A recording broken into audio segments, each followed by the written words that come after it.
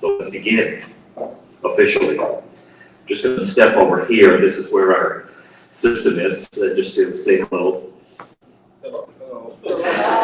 Thank you, Father. Thanks for being here to our Vision 2020 session, and we do appreciate your participation here, and looking forward to some of your feedback as we go through the slide deck that we have. My name is Bob McCaffrey, a member of the Parish, and we've been working on this project for a bit of time, and we'll talk about that.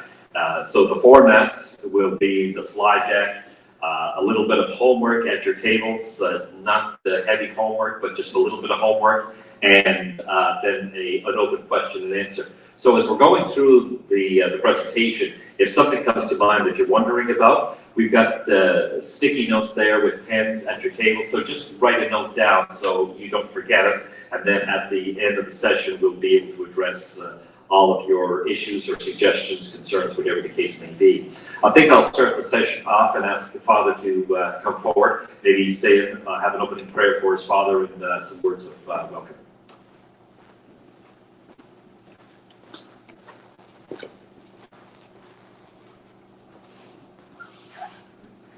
Thank you, Bob, and thank you all for joining with us this morning. So I'm going to begin with this prayer that I've been using at meetings for a while now. And, I think it says everything perhaps that it needs to say as we invoke God's blessing upon us. Good and gracious God, you are the source of all blessings and all that is blessed. Be part of this gathering at its beginning and at its end, and during all the time in between.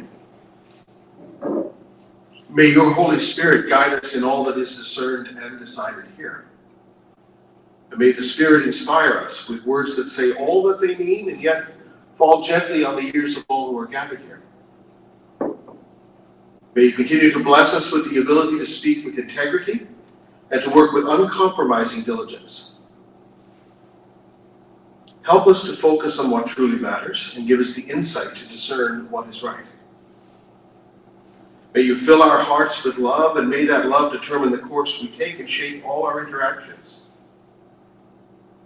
And as we gather today, give us the wisdom to make good decisions, the courage to take necessary risks, an unshakable hope to maintain a steadfast spirit, good humor to keep things in perspective, and deep trust, so that as we risk, we remain grounded in your love.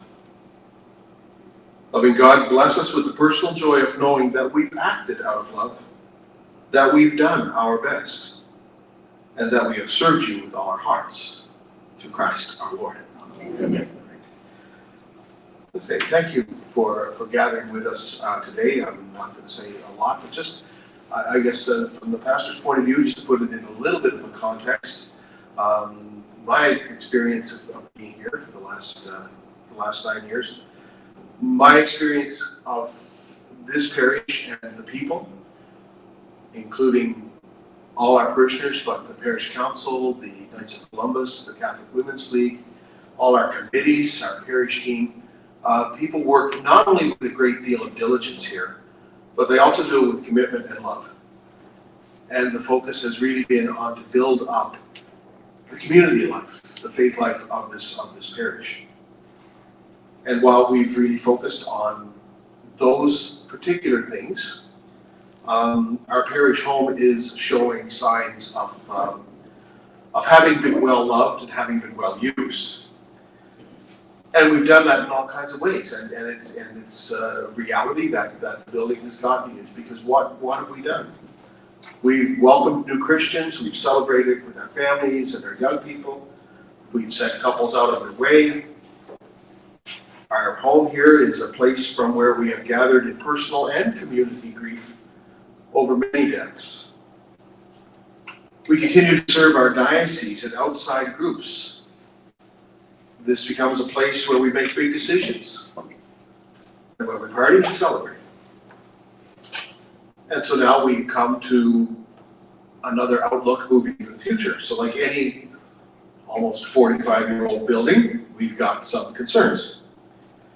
And as good and reasonable stewards of our people and our physical planet, we recognize that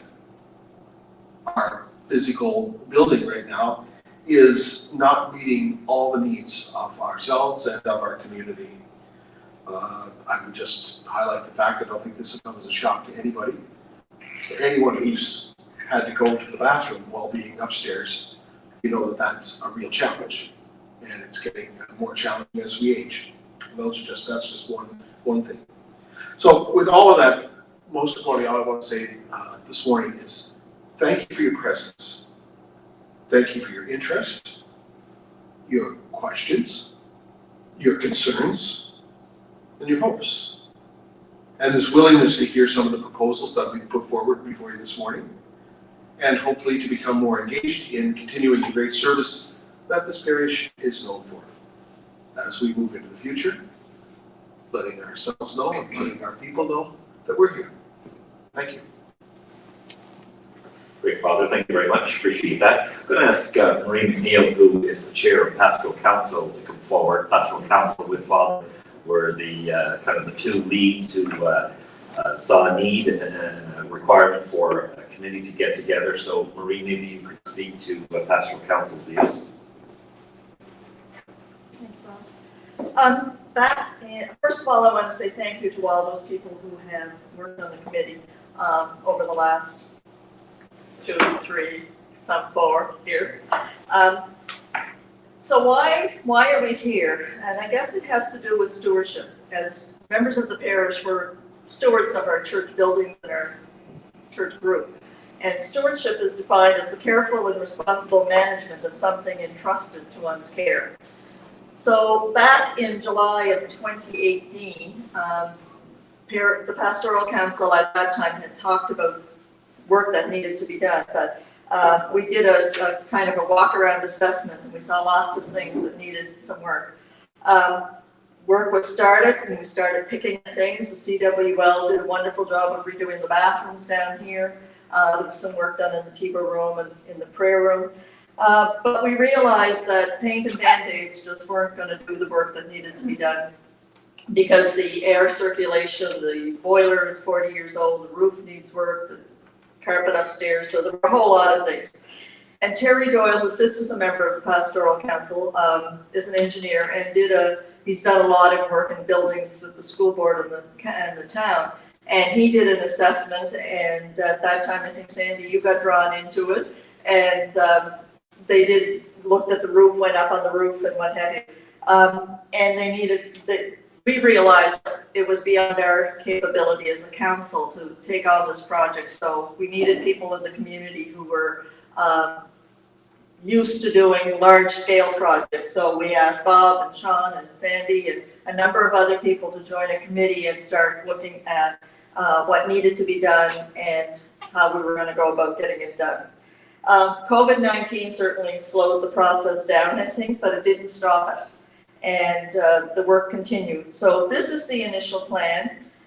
There's much work remaining, but today we invite your input into this initial plan to pick up any things that might be deficient that we missed. And every time we meet, there seems to be some little thing that comes up that we didn't think about. But to go forward and build a strong and vibrant St. Joseph for the future.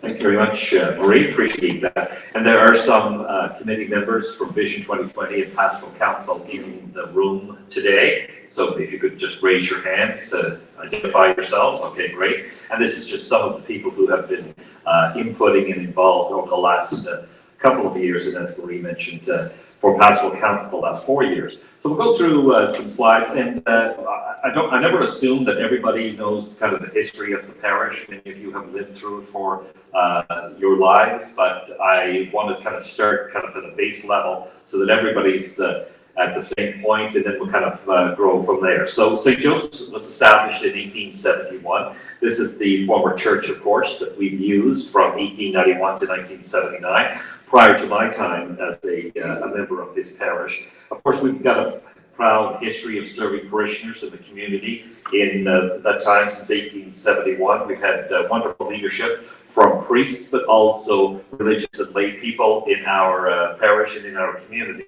So we've been supported in many ways for a number of decades. We serve a large area, so that's the inside of the former church that was on this site. We serve a large area, which includes, of course, Port Hawkesbury and surrounding communities like Point Tupper and Port Hastings down to Troy on Route 19. We always on a regular basis, welcome visitors in from neighboring parishes and communities, whether that's Judicregnish, Glendale, Lower River, Mulgrave. We see visitors in all the time, and we welcome them, and we appreciate them coming to celebrate with us when they can. So, having said that, we would be remiss if we didn't start kind of where this building started, if you will, and that was the fires of 1979. The fire destroyed our church that you saw in the pictures previously, and then just months later, the parish hall had burned to the ground, and it was met with it was a great devastation to the parish and to the community as a whole, but at the same time there was a lot of great community and parish spirit that responded to that. So these are some of the pictures. I'll just note that over here we see Father Bob Neville, who was the parish priest at the time. And I've said before that you always knew where kind of Father Bob stood on issues regardless. He made no bones about telling you the way it is and the way it should be, if you will. And you can imagine what was going through his mind at this particular time over that site, and the prayers he would have been saying and thinking, here we've got such an enormous mountain to climb, and are we going to be able to do it as a parish? And I think the parishioners in the community in the parish certainly spoke with their hands, feet, and their wallets at the time to respond to that. So I look at that picture and I think it's very telling. It's one of the pictures that appeared in the Scotia Sun at the time. So we'll just flip through as well and just show a couple of other of the media coverage that we had at that time in 1979 with the buildings burning. And the next one is a telling one. So this little lady here, that is Kathy Murphy McDonald. Now, you know Kathy is one of our longtime ushers here at St. Joseph's, and Kathy is very involved in her family, or very involved in the community. In fact, she, her husband Donald, and daughter Christine are all part of the Vision 2020 committee, and then a great resource for us. But we have to take Kathy's word for it. She tells me that on that day she was at school, and she and her friends decided at dinner time to come down to find what was going on at the fire. And so she said that was the first time she ever skipped class. And she ended up on the front page of the Scotia Sun. So I believe Kathy. She's there serving some, I assume, some kind of a soft drink. And this lady here is Mary Jess McDonald, who we just lost recently.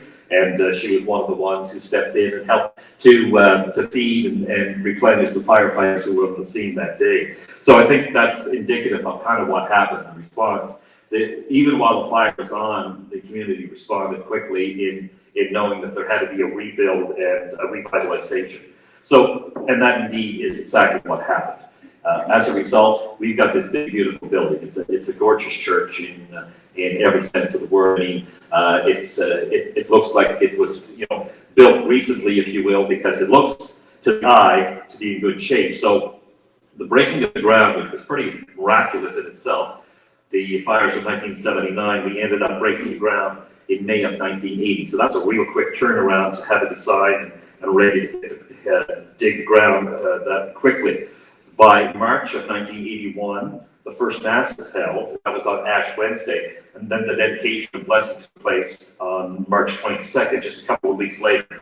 Actually, it was the year later, sorry, in March of 1981. So we waited a year to do the official blessing of the church, and Bishop Howard did that. The church, the parish, the location is ideal. We're centrally located for our local parish community, local parish, obviously, and neighboring communities. But in addition to that, from a geography point of view, we're a central location in the diocese. The diocese used these facilities on a regular basis. In fact, pre-pandemic in 2019, the diocese had 30 events planned for 2019. Many of us don't realize that because we hear that, well, the diocese had a meeting here or whatever the case may be. But in fact, it's used on a regular basis. So if you figure, You know, it's we got 52 weeks in a year, and it's used 30 times. It's fairly frequent. So it is an essential location, not only for our parish community, but the diocese as well. And whether you come to visit the church on a weekly, a monthly, a yearly basis, whatever the case may be, your initial thought would be that it's in pretty good shape. You know, it's held up well over the past 40 plus years. But like any building, even your own home, I tell the story that I consider my home to be very good shape. And if you visit it, you'd say that doesn't seem to be too much wrong, but I have to replace the living room window. So you wouldn't know that if you came in, but it's just time. It's 30 plus years, and it's time for that window to get replaced. It's the same with the church. If you're coming in and coming to mass and leaving, you're thinking, unless there happened to be a leak at that particular time in the roof, you'd say that it's a building in pretty good shape. But so as Marie and Father mentioned just before the pandemic, we got together for the first time as a committee, and we didn't know, I don't think we were getting together as a committee. We were just called and said, we got some issues, looking for some input. And that was in February of 2020. And then March, the pandemic hit. So immediately after we get together for the first time, we were hit with that. So we found our legs eventually and continued to meet over that period of time. And we came to understand there were a lot of concerns in the building. We mentioned that already. And we knew that we needed some input from others, not just ourselves.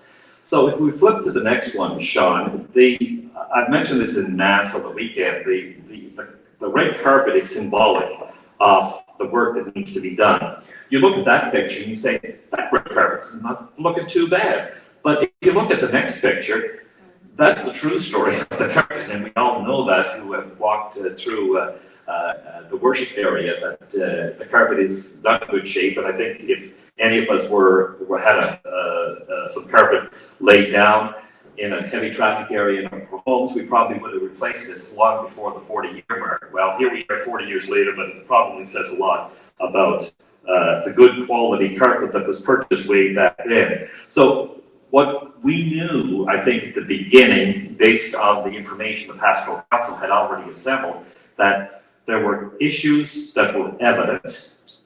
Roof was one, carpet was another, there's some heating things. What we needed to do, I think, for due diligence sake, is to truly find out what is the real story in this church building. So what are the deficiencies? What are the things that need to be addressed and replaced? Needed some, tender loving care, if you will. So we brought in some experts. Archibald and Fraser Architects, and they work for Family Connection. They work closely with A.H. Roy, and A.H. Roy are specialists in mechanical and electrical. So we brought that team in to help us understand what our needs were.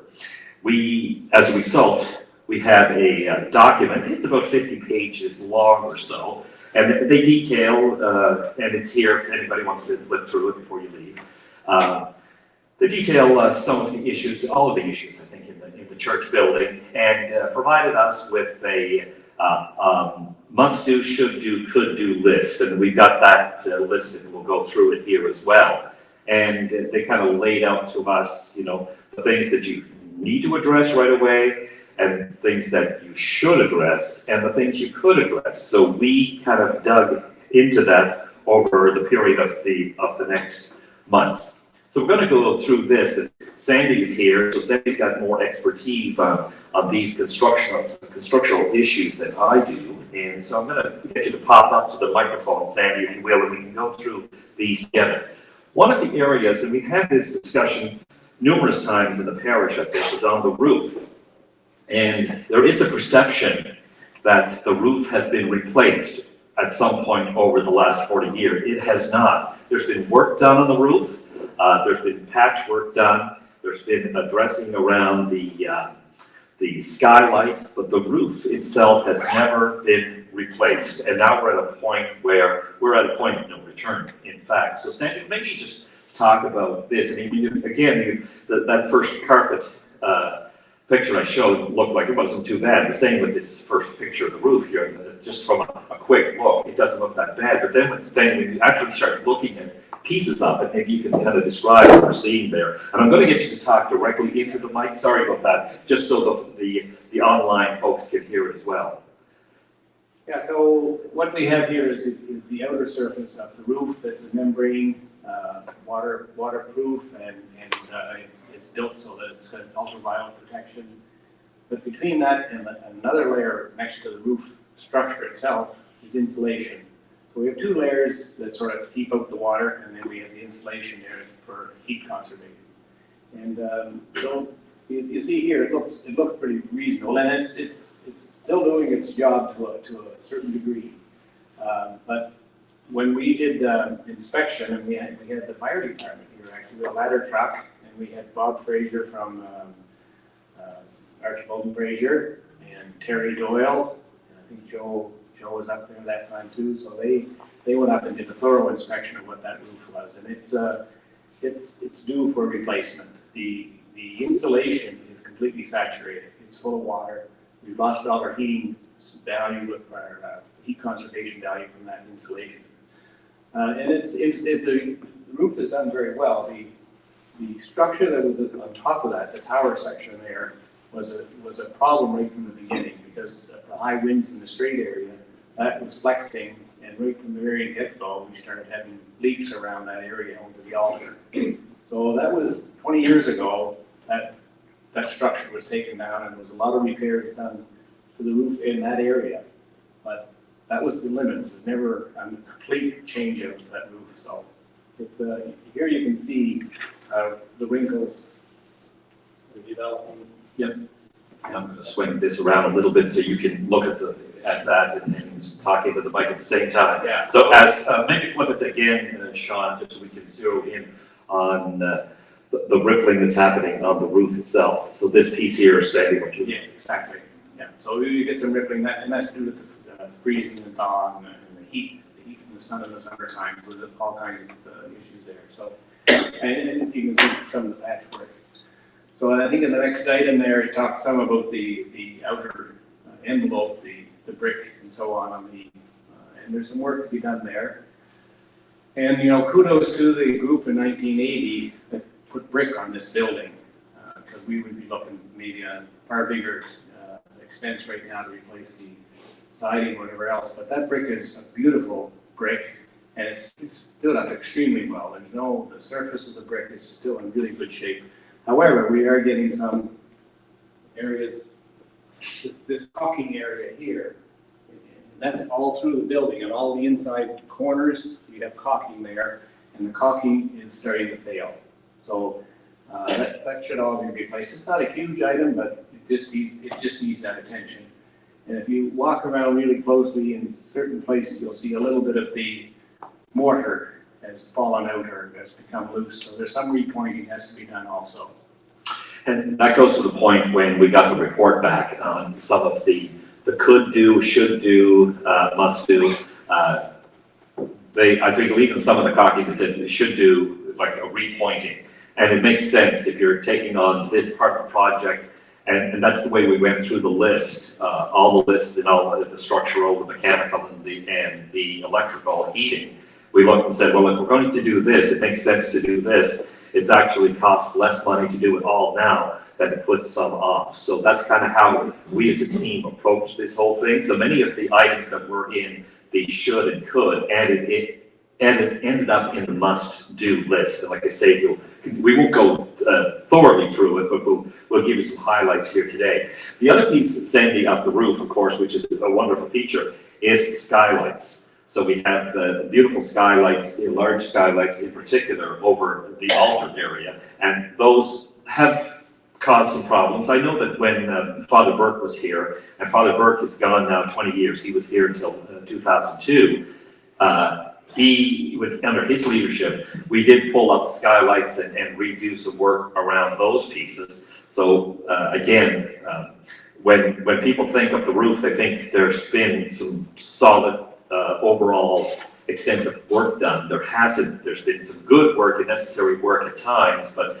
that was really probably one of the last times, I think it was 20 years ago, that we did anything significant other than probably throwing some tar here and there when you had a leak. Exactly, yeah. And you know, the leaks, we had evidence of the leaks all through the building.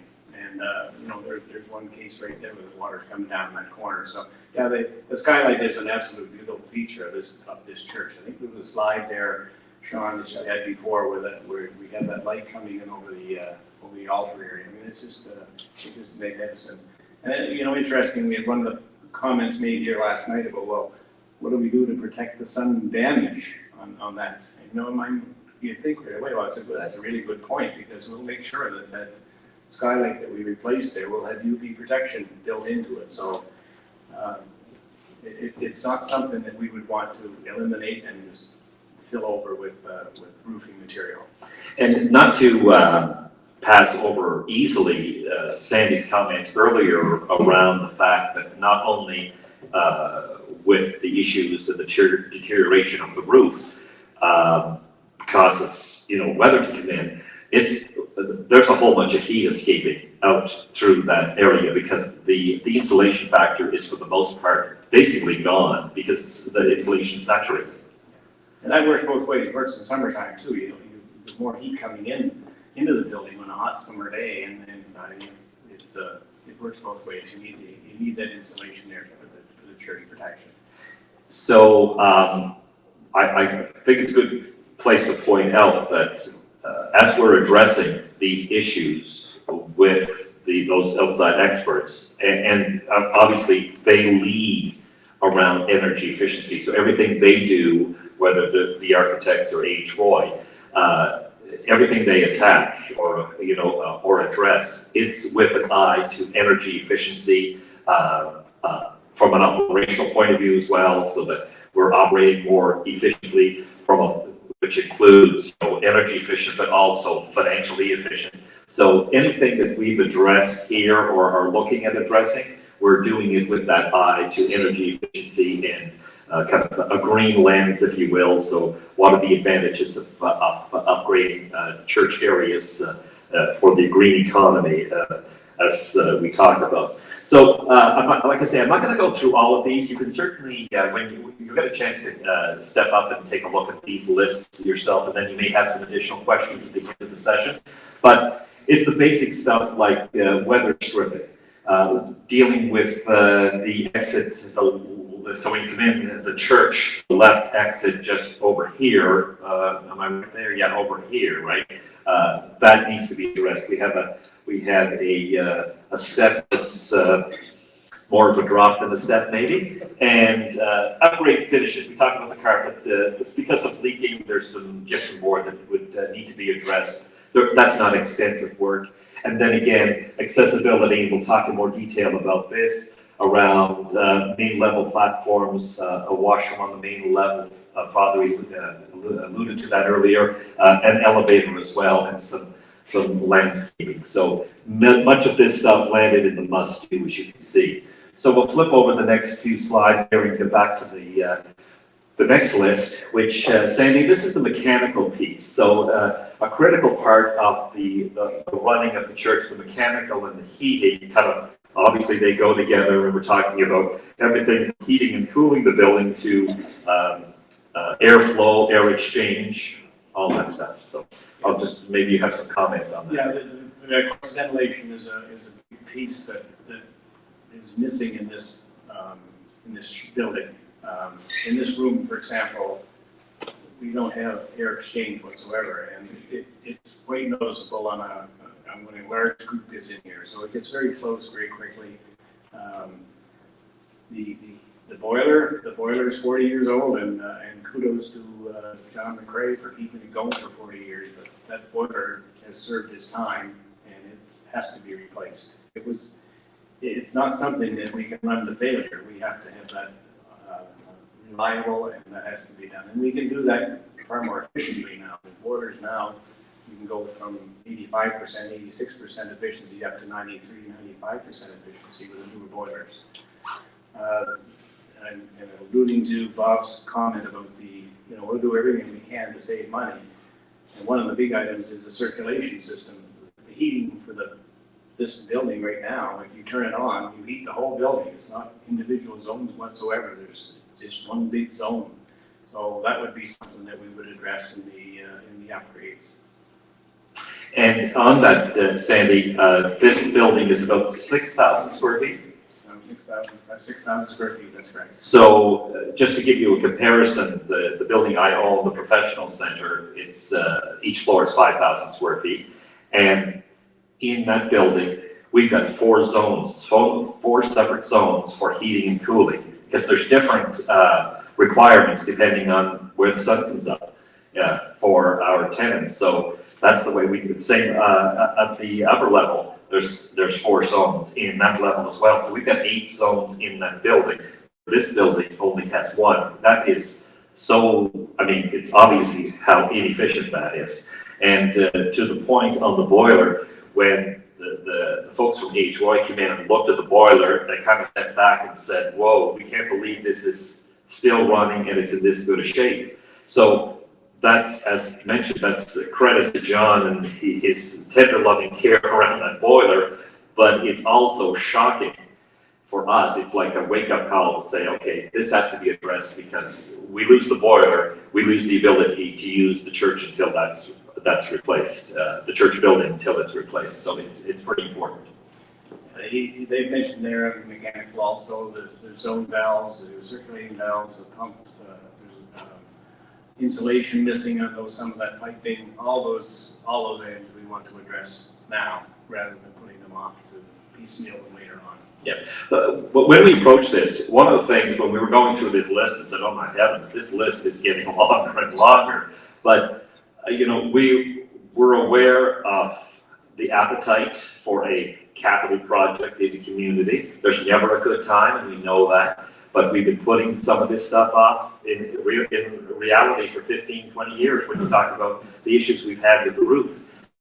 But at the same time, we wanted to pull in or address as many of the issues as we could identify, because the worst thing that can happen is that we come to you and say, we've got this capital project, we want support over a 5-year period, we're hoping to do this in X number of construction seasons, and then in 5 years come back to you and say, oh, by the way, we need to do another project. So what we're trying to do is to address these things and hopefully address them to the point where the parish doesn't have to go back and do another capital project of this size. There's always maintenance issues, but a capital project this size for many years to come. So we're trying to, as Marie said, be good stewards and address these appropriately kind of for the next generation of parishioners. We'll go to the next one. So electrical, and again, same idea. We won't go through these, Sandy, but electrical, you hit one item, you got to hit the others as well. And we've moved. You'll see all of the electrical are in the must-do. Yeah, that's fine, Sean. You can keep on going, but they're all in the must-do because it's electrical. It's a crucial. There's fire hazard possibility issues there. That could be there. There's nothing. I don't want to say there's no fire hazards presently, but there are things that should be addressed so that we do preventive things as opposed to reactive. So this just gives you an idea. There's 40-year-old facilities here, and kind of the shape that those are in. So that's our electrical room. And in addition to that, Sandy, when you're looking at electrical, because we are talking about some upgrades, the heating system, an elevator, and those sorts of things, so that automatically morphs into addressing your electrical issues anyway, which includes, you know, another panel or a replacement panel, whatever the case may be. That's correct, Bob, exactly. Okay, so that's our electrical. Like I say, we won't go through all these, but needless to say that we have we think they all need to be addressed. So how we got here, we engaged with the users of the church, and there are members of Pastoral Council, Choir, CWL, and KOC on our Vision 2020 committee, but they in turn went back to their groups to say, okay, we have a list of things that the experts have told us should be addressed, and they very much looked at the structural, the electrical, the mechanical, but we felt the proper way to approach this is to talk to the users to say, okay, if we're going to start doing some work on the building, as a user, what would you like to see addressed? So kind of step back, and if you had your say in 1980 what this church building would look like and what it should include, what would it be included on that list? So that's where we went with the next steps, because we needed to provide some more feedback to the architect so they could come back to us and say, okay, based on what you're telling us from the input you receive from the users, this is what we think will address your needs, your issues. We also talked to the funeral homes. The funeral directors use the church obviously on a regular basis, and we wanted to know if what their experience is in using the church. And in fact, that was a very positive interaction we had with them. We got the advantage of not having steps coming into the church and having a little bit of a lobby there. Not a great area, but at least it's a fairly easy one for them to use, and they didn't really have any negative to say. And of course, staff with father and deacon, they needed to provide some information and feedback around their administration offices. So this is what we came up with. That's only the first page, folks. They had lots to say, which is great, because more information for us was good. We started obviously with the most important part of the building, which is the worship area upstairs. And we've stated that we needed a minimum of 350 seats available, if you will, in the pews.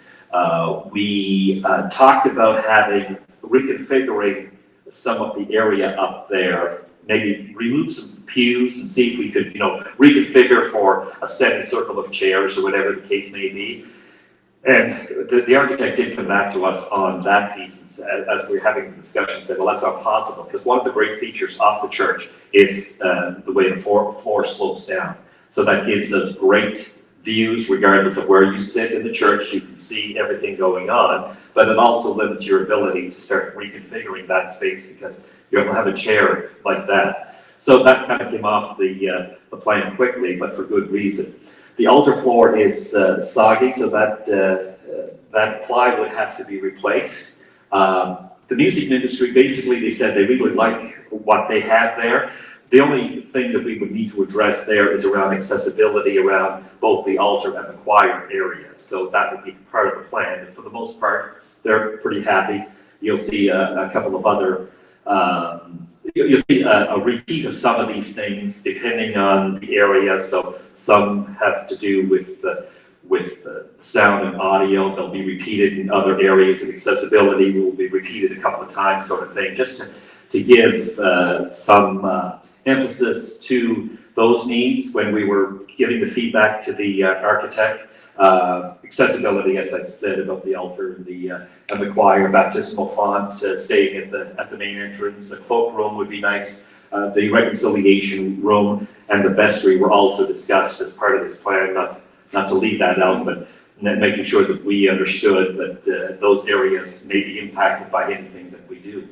So when we talk about accessibility, many of you would know that it is mandated by 2030, public buildings like ours have to be fully accessible. And we as a parish feel, and not to speak for anyone, but we've had this discussion from Father and Pastoral Council, we strongly feel that regardless of if it's a government mandate or not, that we as a parish should be moving forward to full accessibility of our parish buildings. We're all getting older, our users are getting older, and we need to ensure that everyone feels welcome and they can participate in any facet of our parish life without a barrier. So that's the approach we are taking with this work as well. So we need to make sure that the worship area is accessible for wheelchairs and people with walkers and those sorts of things. Washroom on the worship floor, as we mentioned earlier, and of course the altar and choir area to be accessible. So again, some repeating on that. Again, audio-visual, we'll be looking at making sure that while we're doing work on the building, that we keep audio-visual in mind, that we can project hymns on both sides of the church, and Father and Deacon have been doing a great job of streaming their services over the last 2 years, but other things that we can support in that regard as well, to make that a better experience for our users. And also, if there's need for overflow in this area here, is the overflow easily accommodated with sound coming from the main worship area down to here. So it's all those things that when you're starting to work on a building, it might be a matter of just running another cable or two or a pipe or whatever the case may be down to this area while construction workers are here. The next one that we talked about was the size, was the lower level, if you will. So we determined that the parish hall, this piece here, was efficient for the things that we host on a regular basis when things are normal.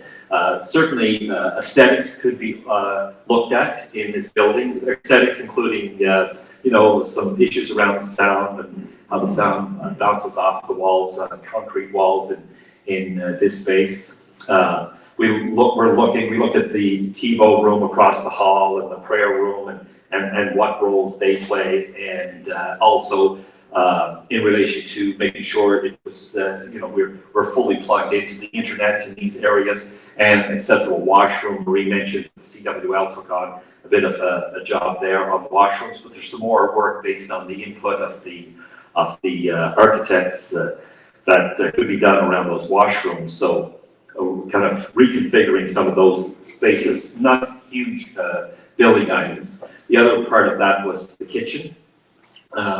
The kitchen is a main source of revenue for this parish, or a significant source of revenue. I shouldn't say main. Your contributions are the main source of revenue, but we do a lot of fundraising through the kitchen. And first of all, I would say the air quality in this room is not great in this part of the building. You get 100 people in here, and it gets stuffy very quickly. So there's really no circulation of such. And I mean, when you're talking about blowing out heat from a unit like that, it's kind of antiquated at this point. We'll hopefully donate that to the museum maybe at some point. But in the kitchen, it is absolutely stifling when you've got the heat going in there for an event. And I relate back to a dinner that the CWL put on for a fundraiser for the church back in September. Talking to Sandra, she reminded me it was September because it was a hot day, and I was thinking how hot it is today, and it's not even July or August. And it was just stifling in this room. I didn't go in the kitchen, but it was stifling in this room. And I was saying, I don't know how they did it. I don't know how they spent hours in here preparing the meal and then putting it together and getting it out for delivery. Just amazing. So we have to deal with the air in that room, heat, cool. And then there's some other small things that they've requested, not huge ticket items, just easier accessibility when it comes to pots and pans and dishes. So in kitchens today, of course, you can pull out a cupboard and it can come up basically to your waist. The same with pulling cupboards from drawers from the top. So it's those kinds of things. Replace the counter, replace the flooring. Not big ticket items, but the air handling piece would be part of an overhaul of the entire space here. But certainly a small thing we could do for those who are good enough to volunteer to raise money for the parish through events in the kitchen. Administration. So we're currently located in the KOC building, and the space is inefficient for a number of reasons. This vision of renewed spaces really does take into account the need for a better administrative area and parish offices. So when you come in, most of you have probably been in the KOC building. You come in the building, and that's the entry door here, the outside door. So as soon as you come in, you're met with one step down to get into the office. And the flip of that, so that's your view when you come in the door. So one step down, and then the next view, and actually the first one, is the stairs going up to the second level where Nancy is. So the building, there's a lot of issues with the building. It's the oldest building on the property. We don't have accessibility. The air quality, of course, if you've been in there any length of time. Maybe we should turn the meeting over to Carolina, and she can speak to you for the next hour or so on that. And there's asbestos in the building, so any work that we have to do would have to, if we were going to do some work on that building, we would have to, the cost just escalates with the fact there's asbestos in it. And it's just not conducive. Like, my editorial comment on the administration area is that we are St. Joseph's Parish. We're one of the largest parishes in this region.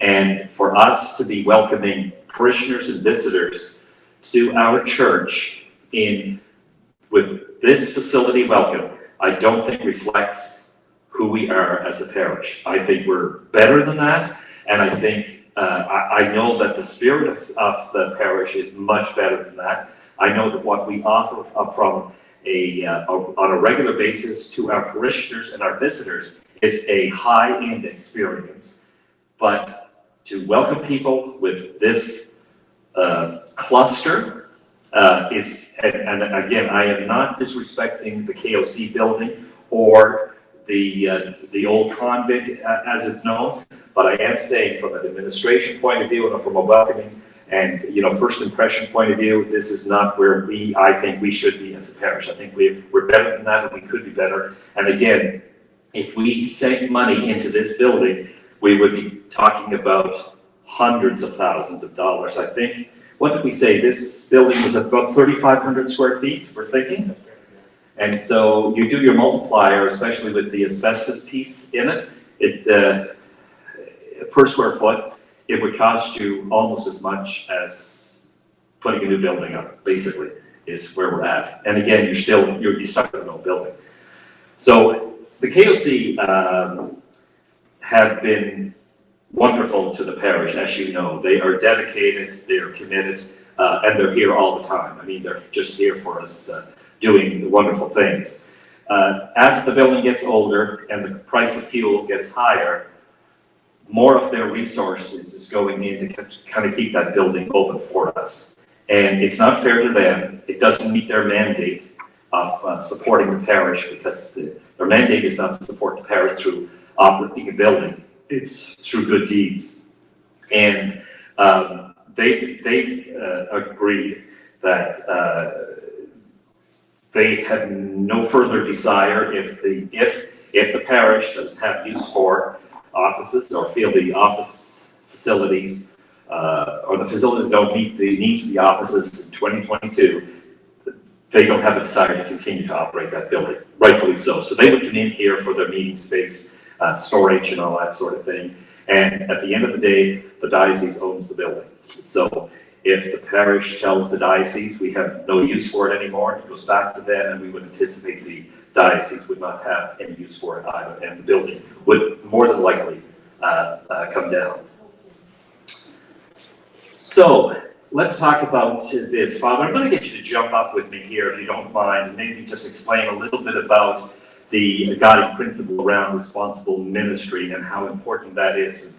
And one thing that I will say is that Dale Archibald, who is the architect that we have worked with, and Dale's noted for his work around many projects across Nova Scotia. He and Bob Fraser are a wonderful tag team and much respected across the province in the work that they do.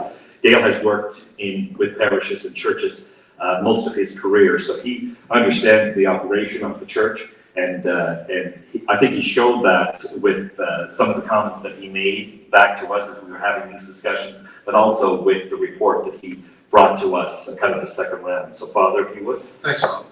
Yeah, in 2011, the diocese embarked on what we call in the diocese a responsible ministry protocol. And for anybody who's engaged in any operation with vulnerable people, that's just the way it is. It's the right and proper thing to do.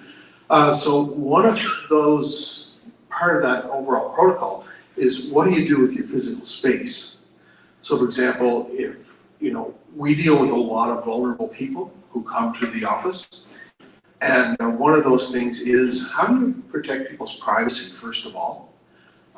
Do you want everybody who wants to come see you with a particular issue to be completely seen by everybody else? That's there's a level of respect with that, because people are dealing with those kinds of issues. And when we have an encounter, how do we ensure that that's as safe and projected as safe as possible? So for example, in my office, in the building where it is right now, we've configured it in such a way that if I have someone in my office, we've put a glass door in so that where I sit, Carolina can see me, and yeah, we can have that encounter and it's private, but it just ensures that everybody is protected. How do we welcome people into the office when the building is not in any way accessible? As I say, we have Nancy on the second floor. We have lots of people that just find that doing stairs not a good thing. And as someone said last night at the meeting, it doesn't mean that you have to be in a wheelchair or a walker. If you sprain your ankle, you can't get into our office. You know, those kinds of things. So our office is not meeting our needs for the real work that we're called to do, which is engaging with our people. And it's not just the so-called administration of that. It's a place of encounter and great ministry. So how do we do that in a way that's welcoming and safe, and that something that we can be proud of, that people walk into that space. And when we talk about safety, that safety from harm, of course, is a big part of that. Feeling safe is another piece of it, but also from an environmental point of view as well. It's exactly. The other piece of this, and something that perhaps we don't always take into account, is as an employer, how do we ensure that our employees are safe? And the reality is that occasionally we have people come who are in great distress, and sometimes with deep anger and with other personal issues, and we've had some encounters where our staff has really felt quite threatened. And if they're in an area where there's no proper egress or any way for them to feel safe with people, and again, admittedly, people who are very vulnerable, who are coming to us, but at the same time, we have a fiduciary responsibility to keep everyone safe in that situation. So again, where we're situated right now, it's a make do, but it's not what we're called to be operating in. okay. Thank you, Father. Great, thanks. One further point, just if I can interject. The office is also an area that when I have someone called and they're supposed to pick something up, drop something off, they automatically assume I'm at the church. Or I have to ask them, do you know where the office is? And they say, well, aren't you in the white building next to it? Yes, but I'm around the side. You'll see the railing from the old church. They'll go to the front door. They automatically assume we're in the front door of the building. So we're kind of hidden in a way. Yep. That's a good point. Yeah, it is a good point. Again, it's that first impression, right? So why are we hiding the parish offices in the corner of a building, when we should be out front and very proud of who we are, what we're representing. So it's a good point, Carolina. Thank you. So this is with Father and the crew, Deacon and Carolina and Nancy. They came together and said, okay, these are the kinds of things that we would like to see or require for us to have a good functioning office on a daily basis and a happy place to come to, basically, is what this boils down to. And all that information was, again, brought to the architect so they could tell us what that might look like. Okay, Sean. Storage. We figure we need about 500 square feet of storage at some place on the site. We would lose the KOC building, so anything we're storing in there. Safe storage as well is a big important part of. We've got some birth records and those sorts of things, and we need them fire safe, environmentally safe, and that sort of thing. So protected from the cooling and the heating and the whole bit. And some of those files, the kind of non-critical files, can be, there's space down here that we could rejig to use for that as well. So in other words, not necessarily adding square footage to the building for storage, but utilizing some areas that we could move other things around. And also behind the altars to storage. Exterior-wise, we talked about the transition from the parking lot to the church. It's kind of cold right now. We go from asphalt into the church. So is there a better way for us to welcome our parishioners on a regular basis into the church area, and that maybe not has a softer transition, put it that way, and the architects all know about that. The other thing we'd like to do is part of this, and we haven't dug very deep into it, is to possibly do a garden type area, kind of a parish garden, if you will, over on the other side of the KOC building. And that would be to honor the sisters who are in the convent, but also to recognize those who might be able to contribute to a capital project of 2022. So, look to the future. So all of that information was sent to the architect. Here's our wish list. Do with it what you think we need. And we had some ideas of what this could look like, right? And always when you have an idea, you give it to the architect, they come back with something that you weren't expecting. But in our case, we were very surprised and happy with the results. So Sean, if you want to flip to the next one.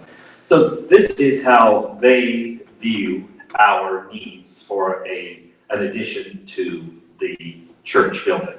So right now, we come into the church in the doors here and the doors here. This would be our new entry area here. Here is where the reconciliation area is. You can see the skylight there, skylights up there. So of course a new roof would be part of this already by the time this expansion would happen. Lots of windows for the offices. There's a meeting area in this area. You can see the triple windows, the same on the back end. A beautiful spot for the addition and overseeing straight Kent. So we'll go.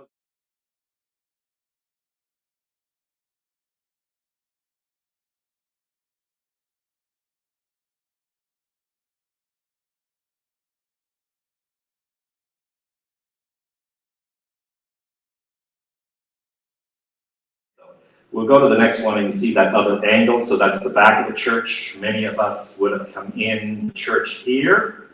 And this here would be the addition. Again, lots of windows on that side as well. One of the things since this slide is up, one of the things for accessibility we'd be doing is dealing with this parking lot down here as well. There's drainage issues. It's not paved and that sort of thing. So if you're talking about accessibility, we would have to address that as part of this overall kind of building envelope project, if you will.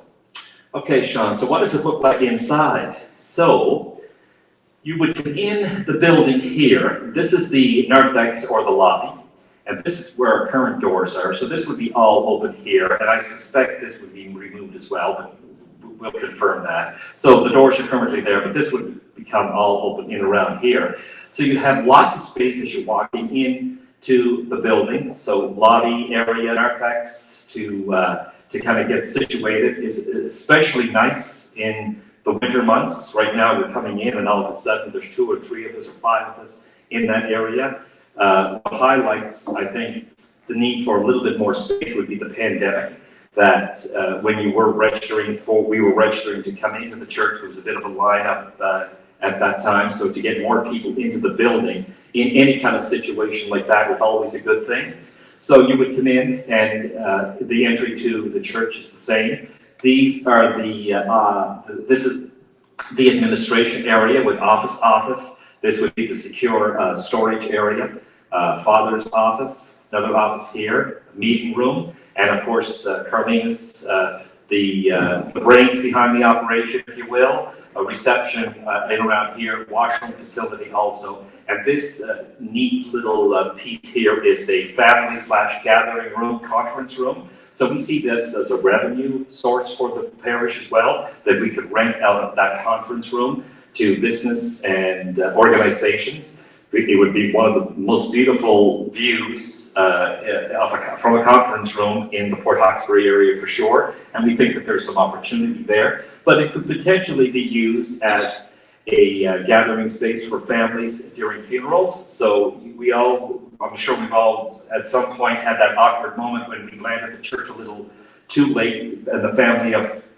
in a funeral is already in the lobby, and you're trying to kind of quietly get in around them. So this would eliminate that kind of congestion. Even this area here would eliminate it. And if this would be available on that particular day, we could if it's a large family gathering, family funeral, we could use this space, but also for weddings. It would be a great spot for people to jump in there and prepare to come into the church for a wedding. Somebody on Tuesday also said it'd be nice if we had a space for families if they had, you know, say a toddler who was acting up and they wanted some time to try to quiet them down or whatever the case may be, but still be connected to the Mass. So we could easily make this available, as Father said, with a rocking chair and maybe a few toys and that sort of thing, just to make families feel more comfortable with bringing their children and knowing that if there was an incident, for the most part, we don't care. Our Father says it all the time. He loves the sound of crying babies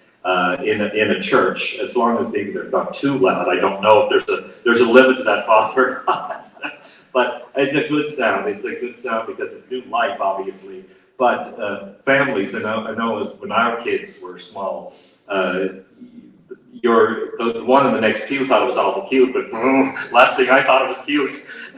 so to make, like I say, families more comfortable to have that space available and not lose connection with the Mass that's ongoing. The elevator, proposed elevator, would go into this area, which would dig a little bit into the vestry, but we can deal with that through some reconfiguration.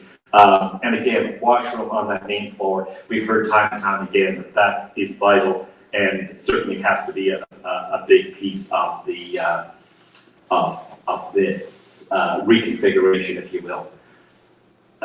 From the committee, is there anything that I missed on that piece there? I got it? Okay. And then we'll go to the next one, Sean. So this is just, they mapped out this level for us as well. And again, the elevator is here, and the elevator would be over there. That's where it would come down over at the, on the stage. And one thing that we did here before we knew that the elevator would land is that that stage is insufficient. It's kind of, I don't know, kind of in a corner of some sort, I don't know, it's a cubbyhole. And so our thought before we heard about the elevator was to have a portable stage. So you could set the stage up here, over there, you could set the stage up in the middle of the floor if you wanted to, depending on the event you're having, and then just hold it up into a corner. So we're kind of not losing, we were thinking we didn't want that stage over there anyway as part of this process, so we're really not losing anything that we wanted to keep, put it that way. So that's just the current floor area of the basement. And again, we'd be looking at, again, all air handling things around this church and how it connects into the new building. So this is the church property. So to give you a kind of a triangle street, here's McLaughlin. So we come into the church parking lot now here, our church, and this would be the footprint of the addition. Yes, it would steal some parking spaces from us, but we would make it up with the space around the KFC building and reconfigure the entire parking space. The parking lot isn't well laid out right now, and it can be a little bit dangerous and certainly causes congestion at Mass should we have any kind of an emergency. So we have some experts bring in some experts who can map out a proper configuration for the parking lot. So we were talking about a transition point from the asphalt into the church. They note this on the diagram, and you'll see this on the wall as a patio, but we're not talking about your standard patio, more of a feature, fully accessible feature that would give you a better transition from asphalt into the church. But there is room there. We have lots of room. It doesn't interfere with our neighbors here, the parking of the neighbors at all. So there is certainly lots of room in that area for us to accommodate. And somebody asked about the bell the other day. So the bell is in here. The bell would be moved up here. Somebody else asked about returning the cross. We had the cross on the church, and then when we did that work 20 years ago, we lost that. So we could look at that. So I think I thought it was a good point to be made. We might be able to do something with the bell and the cross kind of in the same area, because we do, again, want to pay attention to the aesthetics of the exterior of the building and around the whole property. Bob, just a reminder that one of the things from last night was about the back steps. Now that you can get downstairs from outside, and so how we would put perhaps another exit door in that new build. Right, so Sean, if you want to pop back there to 2 slides back, I think it is. And so some of that input, one is this meeting area. This is probably the area the Father would meet with parishioners or folks who need some counseling, whatever the case may be. So we'd be looking at asking the architect to put another door here, just to give them a bit of privacy. So if they feel that they want to go out without kind of exposing themselves to the administration area, they could do that. And around an exit door, something probably in around here, because that kind of makes sense. We're kind of not sure why that wasn't part of the plan anyway, but they could easily be part of that. Sean, before you flip, the other piece is on offices. That we have a lot of good work going on by volunteers, volunteer committees and committee heads, and there's always work that has to be done. So to be able to offer them some space with the support of administration right there is a real asset. So we're looking at the building overall, not as to what is our need for 2022 or 2023, but what's the possible need for the parish over the next 20 years. And we feel that administration-wise, this probably would meet most of our needs. But again, we do have Carolina here, we have Deacon, and we have Nancy as well, and Father, and just that other office space to be available to committee work and whatnot, and that small meeting room would be a nice little addition also. All right, so we'll flip through the next portion, and I think this is where we get to stand. Am I right? So we've got some breakout questions. Before we get you to address those, we will be getting into stretch. So we've got 4 questions, and we've got note takers at every table, and they include: how important is accessibility? Is the gathering space Narthex administration a good addition to the building? How important is green building to you, and what would you do to improve the current building? So those are the questions we want you to address now, but you'll also have a chance to ask questions at the end of the session. So we've got some information around pledging and our anticipation and tax information. Tax, that when you give charitable donations, Sean is going to walk through that with us shortly. But so for now, why don't you just get up and stretch, take a look at what we've got around the walls here as far as diagrams. You can see what I've given to you already, but a little bit better. Tea, coffee is in the kitchen. I would just ask you, maybe if you could wear your mask, if you got your mask, to wear that as you're walking around, to respect everybody in the room. That would be appreciated. And we'll give you a few minutes to do that, then we'll come back and we'll take about 15 minutes to address those questions, and we'll try not to keep you here too much longer after that.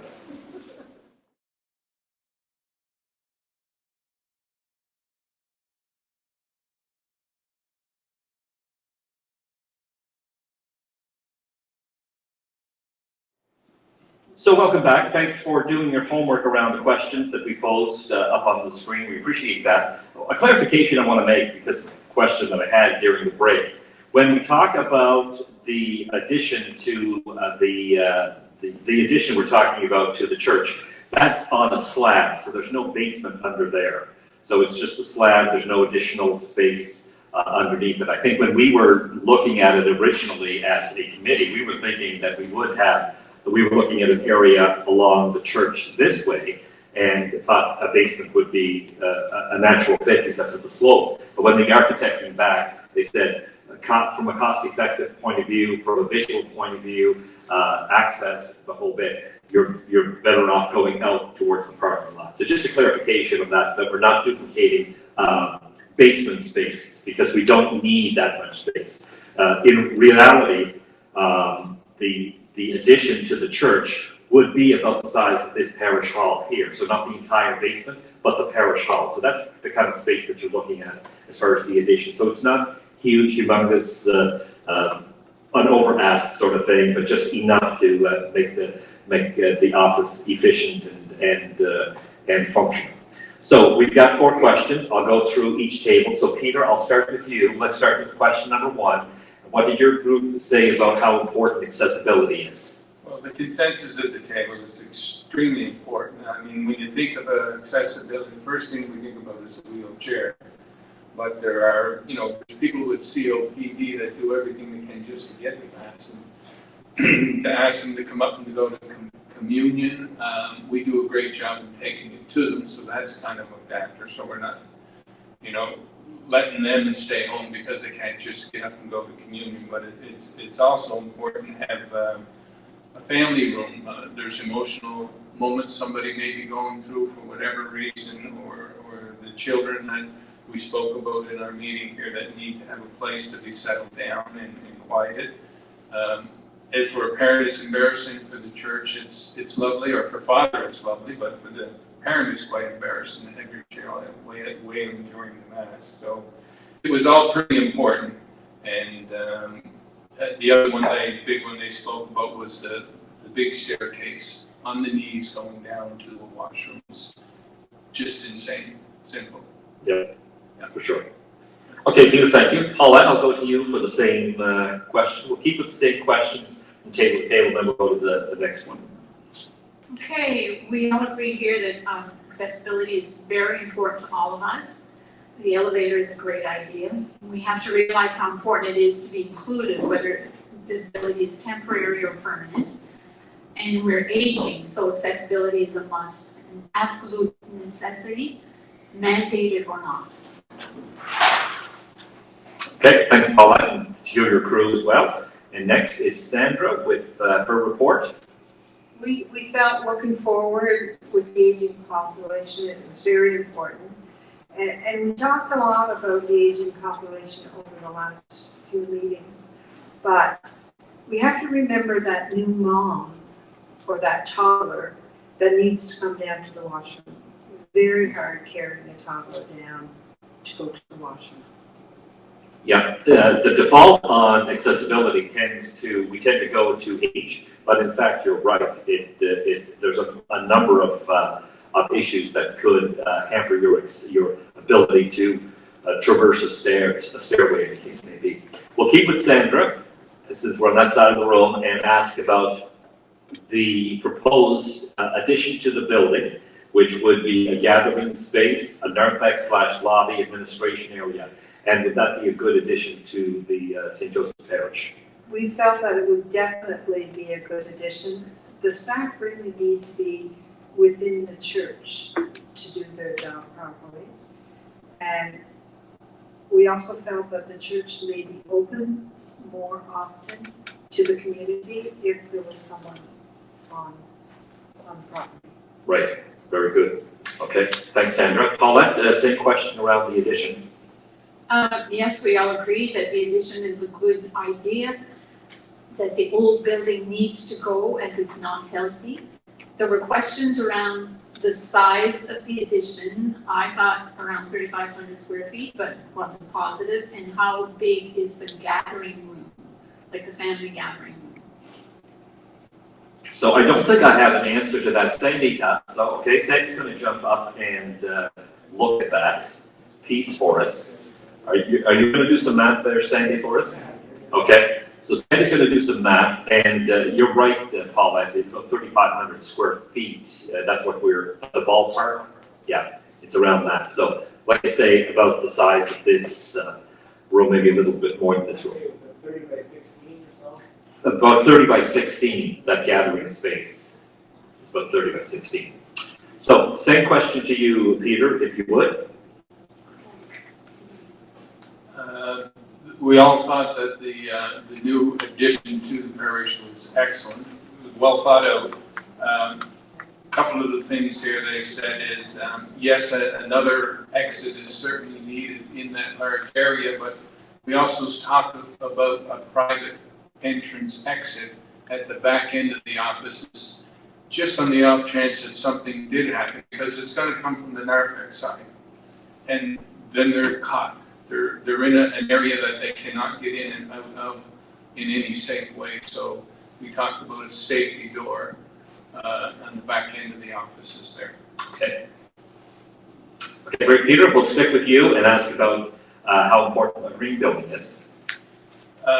Extremely important. You need to save what you can save. The dollar needs to go as far as it certainly can. Infrared heat did come up, and they wondered if that was discussed in the process at all, or right now I believe it's all on a boiler system. And is the boiler system being attached into the new section to feed it, or is that all going to be an electrical section over there upstairs on the new one? So we weren't sure on that particular part of the puzzle. Okay, quick answers on that, Sandy, that's to be determined, but we suspect that it would be on its own, would that be correct? We expect it would be on its own, and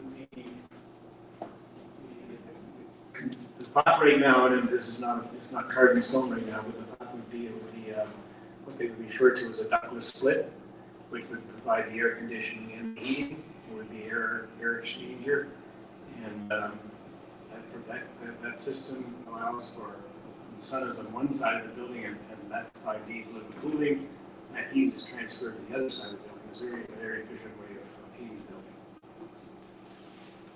Yeah, so back to the zone, doing it in zones, right, and splitting that out. So we'll continue with the green question to Paulette. We all agree that a green building is really important. We stressed at this table about looking into solar panels so that we could run our building with electricity and heat pumps. And the solar panels that new part of the building would be very well built so that solar panels would fit there really well. And we could have a number of solar panels to maybe run the whole church building and the addition on that. All right, thank you, Paulette. And Sandra, same. We felt that there's lots of grants out there available right now, so maybe it's time to go green. And a greener building is healthier and more efficient, energy efficient. Okay, great. We're always talking about the operations of the parish and the buildings. And again, that's going to be vitally important to see if we can keep our costs somewhat under control as we continue to move forward. So, anything else around improving the current building? Marina brought up that there is something with the audiovisual now, that when someone's wearing hearing aids in that audio, it enhances the hearing aid. So maybe that's something we can look into. Okay, good. We felt the elevator was a big plus, and the lighting in the church. Yes. Yeah. Yep. Good. Thank you. At this table, we concentrated on cost efficiency to get a return on our investments so that whatever money we spend now, we spend it the right way so that it'll be cheaper to operate later on. There was also a suggestion to remove some pews from the back of the church that could accommodate wheelchairs, but also could accommodate people who have an issue with getting into a pew. With trying to work your way in the pew, like if you have a chair that you can move around, then it's easier to just sit on the chair. Yeah, that's easily done for sure. And one thing that we talked about around accessibility is that currently in the church, we do have a couple of spots for wheelchairs, but they're at the front. And it's not acceptable for us to say, okay, you've got an accessibility issue, you roll up to the front. So I think a reconfigured worship church area would include pews in various areas that are cut back so that people with, whether they have walkers or wheelchairs or whatever assist they have, but they have multiple areas around the church that they can go. Because the worst thing that you have, if you have a disability, that make you self-conscious right off the top. And for us to be saying, well, we're going to parade you up in front of the church, it's not fair. So it just brings another level of discomfort and another reason why people would think twice about whether or not I want to go to Mass this weekend, right? So, Peter. They liked what was presented. They pretty much ditto on what they were saying on that side. And so we'd just be repeating what they were saying. But we did at the end speak about an outdoor gathering area that the parish could, on nice days, could move certain functions and things that are being done in the gathering and outdoors rather than always being in the building at all times. So maybe there's something could be done about that. That's interesting. That never came up before. So again, every time we meet in these public sessions, there's a couple of gems that we come away with, and we've seen it from each of the tables again this morning. So that's great. And I think I like that idea. Yearly we do a service from the cemetery, and appropriately so. But there could be an opportunity if we do develop some kind of a garden area on the other side of the current KFC building, that when that is developed, that we do it through the lens of worship, and that there could very easily be a situation where we could have some kind of an outdoor service of some sort, whether it's a regular Mass or a special occasion, whatever the case may be. Really like that idea. That's excellent. Okay, we will have an open session in a few minutes. I want to turn it over to Sean. I want to thank Sean again for helping roll this presentation, and also he played a vital role in putting this all together. So thank you, Sean. But I'm going to turn it over to you to take us through the finance part of it. Marie's going to pass around some pledge sheets just so you can follow along with Sean's presentation. Okay, while Marie's passing it out, this undertaking is huge, it's ambitious, it's much needed, and based on the feedback we've been getting the 3 meetings this week, it seems we have the moral support of this representation of the congregation. And of course, realistically speaking, we need some financial support as well to move forward. The pledge sheets you'll see here, there's a lot of information on 2 pages. We're looking at like a 5-year plan where we can, I guess, ask parishioners to donate what they can. That's important to know what they can over that 5-year period. We're trying to make it as simple and easy and varied for all the different people. You can decide what you donate each year of the 5, if it's not going to be the same each year. You can use so many different methods. You can use Visa, MasterCard, PayPal, automatic withdrawal. A revised pledge form will be coming out shortly. It's going to have e-transfers as well. So all of those things, just making it as easy as possible. All right. Moving down, there's all kinds of caveats there. I mean, this will be confidential between you and the church administration. We won't even know what the people are able to give. And it really doesn't matter. It's just what you can give. And I know Bob made the point this week. If what you can give is just your weekly donation in the basket, keep doing it, please. That's operational expense. The church desperately needs more than anything.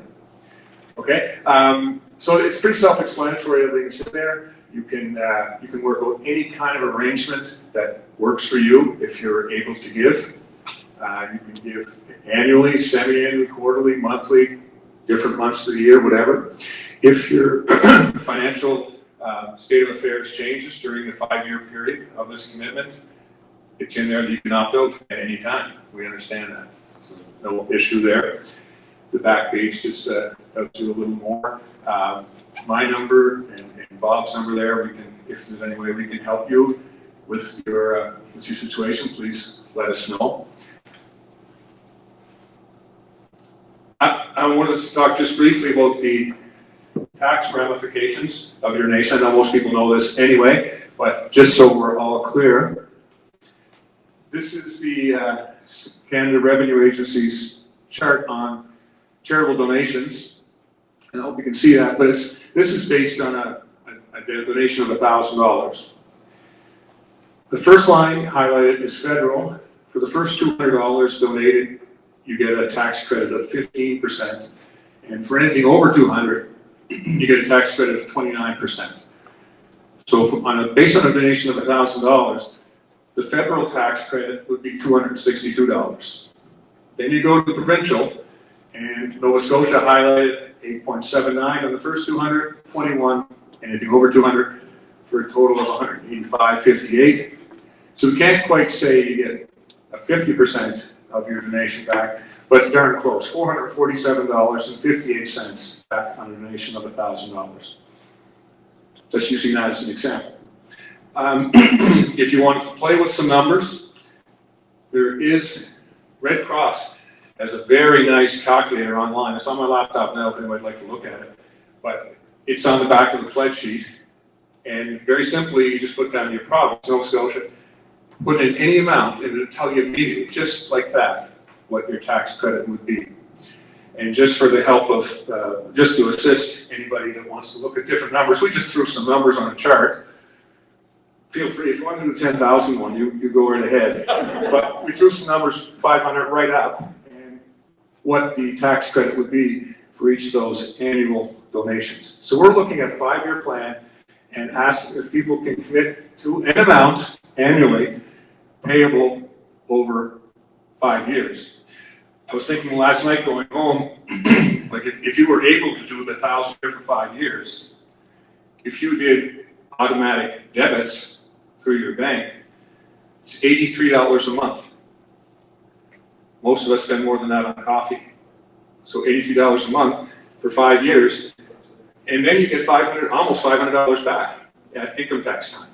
So it's something that we need. Everybody has to, I guess, look at their own financials, see what they can do. The other thing we looked at, I mean, it's huge.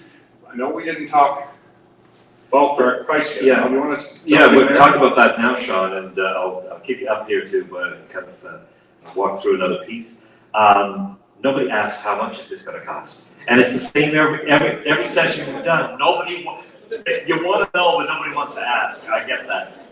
So, to the best information we have, and that is from the architects and Troy, with all the things we've talked about. So, if we look at this building and the things we need to do from heat, air control, water system, electrical, mechanical, all that stuff. So just this building proper to do the things we need to do, we're in the range of $1 million. To then add the piece to the church, the new piece around the narthex and the offices, we're looking at an additional $1 million. So the overall capital project is $2 million. Never easy to swallow those numbers. We don't take it lightly, but that is the reality that we're at. When we started, when Marie and the crew started, in fact, and Terry started looking at the roof, for example, based on his knowledge and some input from roofers, he was coming up with a price to replace the roof at that time. And again, we're talking late 2019, early 2020, so 2 years ago. He had a price of about $170,000. We went out so we got a tender ready to go. So we got a tender ready to go. If we get the green light from the parish and the diocese, that we're good. We can put a tender out the next week and hopefully get this roof done in this construction season. But the number that Terry went back, or I think it was Terry or Troy went back, or Bob Fraser went back, and had one company, as if they were going to bid, give us a price. It went from 170 to about 350. So that's the difference. Now, there's a combination of reasons why that happened. Number one, we had more intelligent information about the condition of the roof. When Terry was looking at it, he was looking at the roof based on, looking at it and saying, okay, this is what we think is the problem with the roof. When we brought in Bob Fraser from Archibald Fraser, they took a serious look and realized, like, we've got serious issues with membrane, the saturation issues, some issues around the skylights and that sort of thing. So the job became maybe a little bit bigger, but then of course costs have escalated during the pandemic as well. So the combination of the two more good information about what needed to be done and what the issues were, and increased costs. So we're looking at a $2 million capital project, which would be, of course, the largest capital project that this parish has ever undertaken. And kind of, Sean, maybe talk about the breakdown of that. So if we were looking at trying to raise that, the first million, if you will. Well, quick calculations, if we were able to get 200 families or parishioners that could do the 1,000 a year for 5 years, that would be $1 million. We also talked to the financial director from the diocese. He met with us one night, and she can seek out some grants from foundations nationally and internationally that might help us out. Some green project grants might help, accessibility projects. We're gonna look at every which way, and not to mention fundraising projects that happen within the church with the Seed of Well, and so forth. So it's scary, it's daunting, it's a huge task, but seems well worth it. It is a huge task. So breaking it down, like you say, and again, our job is to present the case, present the issues, and present a possible solution. That's what our job is. The job of the parish is to respond to that, to say, we think you're on the right track, and we'll try to help contribute to financially to get this done. We talk about the $1,000 because it's an easy number to play with. Equally important is 750, 500, 250, 200, 100, whatever the case may be. Like Sean said, if we get 200 families doing $1,000 a year over 5 years, and we get that first million committed, then we're saying, okay, one thing we know in fundraising, the first 70% is the easy part. The 30% at the end is the difficult part. And we don't want to be doing this as a career, so we're not taking this as a 10-year job, right? We're saying 5-year commitments. Some might say I can give you more, but I'd like to do it over 7 years. We're flexible, we're easy, and we don't want to be doing, and we don't want the CWL or the KOC or whatever the case may be to be fundraising for 10 years on this, because there's other things that will come up that the church will need on an ongoing basis. So we want to try to get this wrapped up sooner rather than later, certainly on the fundraising side, and from a construction point of view, probably in a 2.5-year construction period to get all this done. So if we were able to get 200 families at the $1,000 a year and take care of that first million, and then a combination of other families coming in to say, well, we can do 750 or 500 or 200, or the fundraising that the CWL will do to contribute to the finances of it, the foundations, the green funds that are available through Efficiency Nova Scotia and other organizations. We think the combination of those things will get us the other $1 million, in addition to reaching out. You probably have either neighbors, former parishioners who maybe spent 20 years in this parish and have gone on elsewhere to, maybe put the bug in their ear and say, hey, we've got a big project coming along. If, you happen to be able to contribute, here's some information. Same with families. We've had families, our own families who have lived here, grown up, and gone off to other places. Maybe they would be interested in making a contribution. Maybe it's not a 5-year commitment. Maybe it's a one-time contribution. Say, yeah, I'll throw that in and help you out. And so those are the kinds of ways that we will get this done, in addition to the fundraising. So as I've said in church, if it means that your contribution to this is buying a ticket, buying a dinner, whatever the case may be, with the fundraising on, that's good. Every dollar you give is a dollar we didn't have yesterday. And that's a good thing. So the next steps we would take is we hope to have the pledge sheets, most of the pledge sheets in by June 15th, which gives us a feel for how people are responding to this. Then we would go to the diocese and tell the bishop, this is what we've got. We've got the support of the community, and this is how we plan to pay for it. So we need your endorsement, your green light, and hopefully your ability to the diocese to help finance this on our behalf, possibly interest-free over a 5-year period. Simultaneously, we would be doing up a presentation for Kathy that Sean mentioned from finance at the diocese, who is going off to search out some of those foundations. There's Canadian and worldwide foundations who give to church organizations, and this is her first kick of the can through this new this organization that the diocese is a new member of, and so she's very anxious to shop our project to them to see what kind of results she gets. She's very enthusiastic about it, and we feel good about that. So we may be in the range of tens of thousands to hundreds of thousands of dollars through foundations. It's quite possible. We don't know yet, but we're hopeful. So we're going to beat the bushes in every way we can. And we need not only parishioners stepping up and saying, financially I can help you, but also talking to other parishioners about that, especially those who haven't been able to attend. So that's why we're recording today, to get the word out to a broader community. And the other piece, I think, Father, you were talking about is we would be approaching the funeral homes with a contribution card as well. So maybe you want to talk a little bit about that.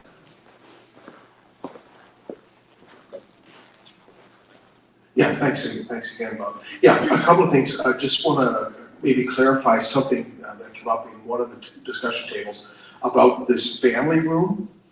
I guess everything's in a name, but part of this is not just that piece for that space. It's also, we see that as a meeting room and possible revenue generator. So again, you could say, well, we don't need that space for that particular thing, but it's more of a multi-purpose space with that. And I think, so operationally, we have to consider that. Again, we've talked about how do we get people more interested. There's a number of things, and certainly people are very, very generous to our cemetery fund, and as it should be, and that's appropriate. I never want to hone into the middle of that. But saying that fund is actually pretty good right now. So perhaps if you knew somebody who was looking to make a donation at a time of a loss or death, maybe to encourage them to make a donation to the capital fund. Somebody else had this suggestion, and again, it's just one of those little things. We're probably not going to take in big piles of money.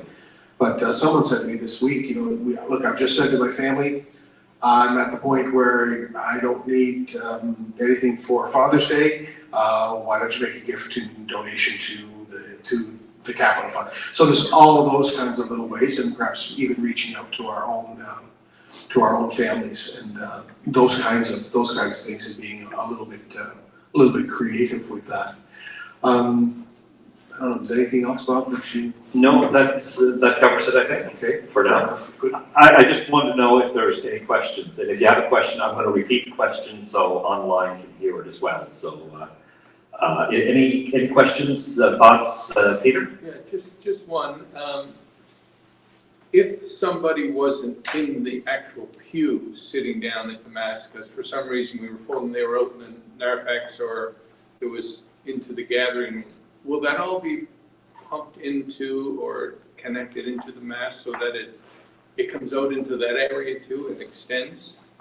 So Peter's asking if folks are in the narthex lobby area or in the gathering room, would they still be able to hear the audio from a church service of Mass? And I think the quick answer on that is yes. It would have to be part of that audio-visual piece that we're going to address. But I think that there are ways there's obviously ways that we can set up a system that can or cannot be used or heard in other parts of the building. So I think the quick answer to that is yes. Should we do it? Probably yes as well. And it would have that the ability to easily switch it on or switch it off, so that if there's another event going on in that gathering space during Mass, we're not interfering with that either. And that would solve that problem if a mom had to take a child out and they were just in that narthex area and there were some toys on the floor. Problem solved with the little one, but she's not away from the service. And that was the whole point in having this narthex area, because again, I'm not a parent, so anything I say, take that with maybe a big grain of salt or whatever. But sometimes a little person just needs to get up and stretch. right? Not necessarily have space. So we want to be able to do that, and we want to, the whole idea is we don't want people isolated from the main congregation. I think that says more about, well, I was going to say it, the minute we start saying, you can't be part of this because you bug us, that's a pretty slippery slope. Yeah. You know, so that's the kind of thing. So how do we make it all very much inclusive in that end? And that's it. The other part of it, the other end of that, with the narthex is our capacities that we've tried only a couple of times. Again, challenging here if we wanted to have coffee or a little gathering after Mass. It makes it pretty challenging. Not everybody's going to say, I'm not going downstairs, I'm just going. But we've got now a space if we wanted to have that time for socializing or to do those kinds of things, then we have that as well. Roberta? I'm overwhelmed with the work Sean and Bob and Sandy, and I'm sure others that put into this. I had no understanding or idea that it involved so much before I came here. I guess I'll always have a concern about the skylight. I remember when the church was built, and there were a lot of concerns when it was finished. But Sandy tried to reassure me that there's new technology 40 years later that'll solve what the old timers were worried about back then and what's came to be. But I mean, it is a nice addition to the church, and it is there. But I guess I'll always have that concern. Sure, that's fair. So Roberta is just relating to, over the years, the issues we've had around the skylight. And as Sandy mentioned, the technology now around those kinds of installations is pretty efficient. And I think the good thing about it is that we're just not repairing the skylight. We're doing the whole roof. So it's kind of like starting from scratch all over again, if you will. We have a skylight installed in the professional center. We did that in where the radio station is located back in 2006 when we bought the building. And we've had zero issues with it. There's been no leaks on that skylight. And it does bring a load of light in an area that's otherwise quite dark. So point taken, and we're going to spend a lot of attention on let's put it this way. We're going to put skylights in the building that are as robust and hardy as the red carpet. How's that for assurance? Yeah, and I think just to reiterate what we had said earlier, that, and I'm not going to argue with old-time carpenters and people who've been around the horn. It's not, again, not my expertise. But my understanding is that the issue with the skylight wasn't necessarily the skylight. It was around the tower of the building and the movement off the roof around that. So I think we're dealing perhaps with two different kinds of issues at this point in time. Yeah, the skylight area would have been the weaker part of the off the roof if there were sway issues with that tower, right? So it would have shown up maybe in the skylight. It's kind of like, well, where's the leak coming in? Well, the leak is coming in here, but we actually see it dripping over here because water runs to the path of least resistance. So it's one of those situations, right?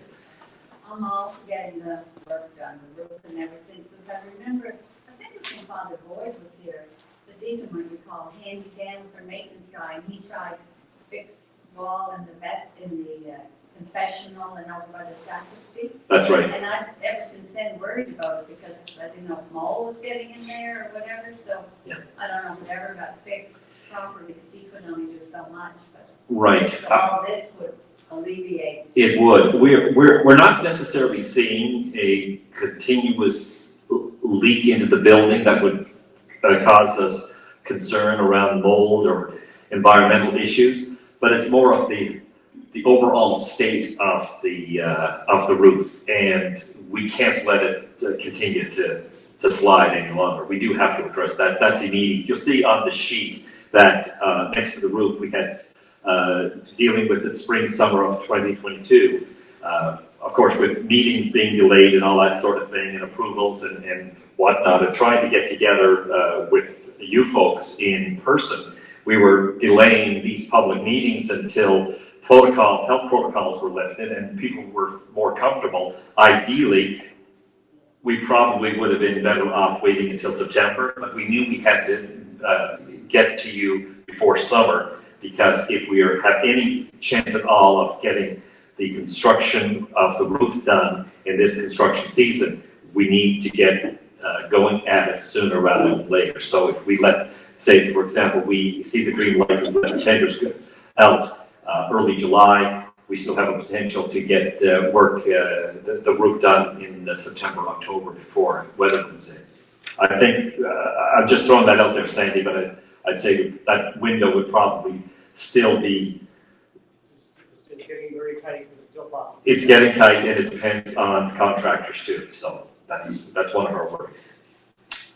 Marina, This is maybe not a good question to ask. if they're all good, Is there contingency built into that $2 million budget? yes, there is. There is a contingency, always will be a contingency. It came up at our meeting last night, in fact, and that was the question asked, if we fall short here or there. So always, like for example, with fundraising, if we get a commitment of $1 million, well, that might actually translate into 900,000 or 950,000, because things can happen over a period of 5 years that contributions, as Sean mentioned, may not be able to be, or pledges may not be able to be honored. So we'll build a contingency piece into all the things that we do. And the million numbers that we're using here are out there as of today's pricing, with some room for maneuvering around those. So yes. What you're gonna find when you start opening things up. Well, exactly. That's you watch too much HGTV. Transition house, where there's always something falling apart. Well, that's it, exactly. Once you start one thing,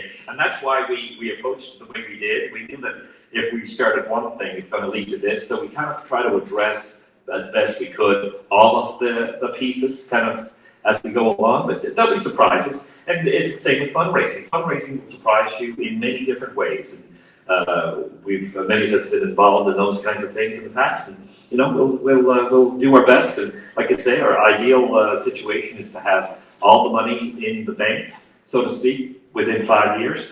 Maybe it'll take 7 years, but ideally 5 years would be perfect. I'll go to Danella first, and then I'll go to you, Peter. I think it's a fabulous concept. I just wanted to ask a question, and I'm trying to think of whether or not it affects the sight lines from Granville Street when people are coming up that street. Like, would people still be approaching the church from, like, I like the McLaughlin Drive side, which is nice, but I'm just wondering if that approach from Granville Street if people would be able to see around, or if that should still be an approach. So, being asked if this new expansion would impact traffic coming into the church area from Granville Street. So basically, we're here at the KOC building, and we come down here onto Granville. The short answer is no, because we're going to lose this building, and we could very well redirect the traffic out here, right, to this area. So there's lots of opportunity there. There's some good square footage there that we can use. So again, not my line of expertise by any means, but that's something we would look at, because we know there's a bit of a bottleneck, and it did come up in conversation yesterday. But there's only so much we can do as far as going down that grade, but there may be some things I'm sure we could do as far as redirecting the traffic higher up versus where it's having to go down because the building's in the way.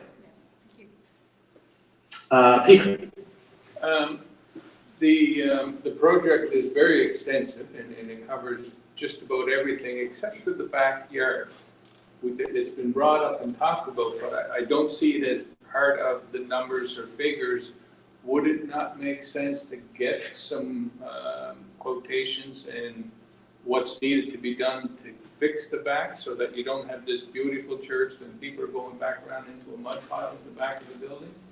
And see just if that cannot be piggybacked into the program? You're talking about this entrance here? Yes. Yep. We mentioned it a little earlier in the meeting, but it would be, we haven't really dealt with it as a committee per se, but for cost-wise, I mean, if you're looking at a paving project back there, you're probably talking in the range of $25,000 to $30,000, something like that with drainage and whatnot. So when you're looking at a $2 million project and you're looking at a $30,000 whatever, again, it fits into the overall envelope, but definitely that's an accessibility issue too. It's not just that it's messy, it's an accessibility issue with people coming to the parish hall. So it definitely has to be dealt with, and this is the time to do it.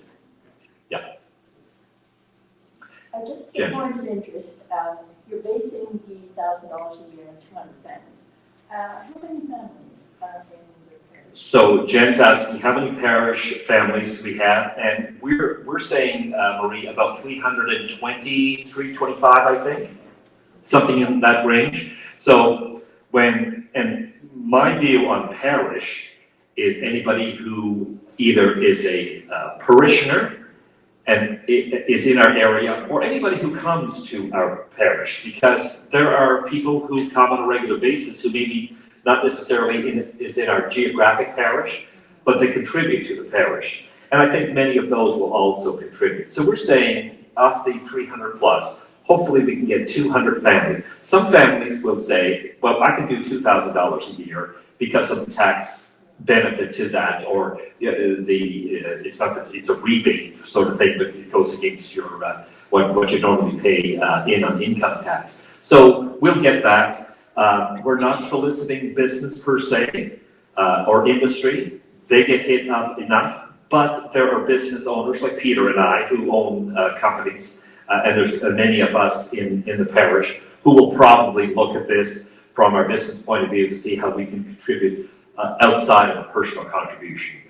Brenda and I have made that commitment already as we kind of solicited our committees just to see kind of test the water early to see where that might have been, and we had some good response through Pastoral Council and our Vision 2020 committee. So our feeling was we need to contribute first before we ask any of you to contribute, and that's exactly what we did. So I think I've got to fill out my pledge form though, so thanks for reminding me. Any other questions, advice, guidance, concerns? Martin? Do you have financing in place for any of it? Or? We don't, Martin. So the steps that we go through on this is to solicit support from the parish, and then we make our case to the diocese. The bishop is well aware of what our plans are.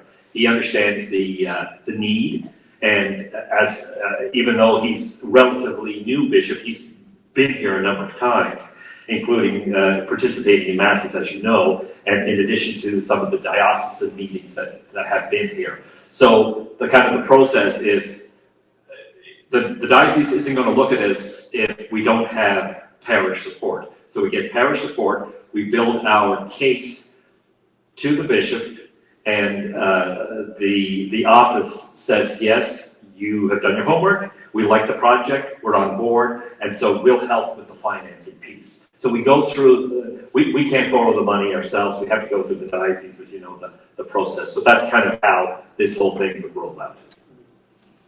Somebody else simultaneously put their hand up, and Martin did, I think. Yeah, Daniel. Just a timeline, this is what you're looking at. So Daniel's asking about a timeline. So Sandy can correct me when I go off the rails here. So as the committee is very good at doing to keep me kind of on track.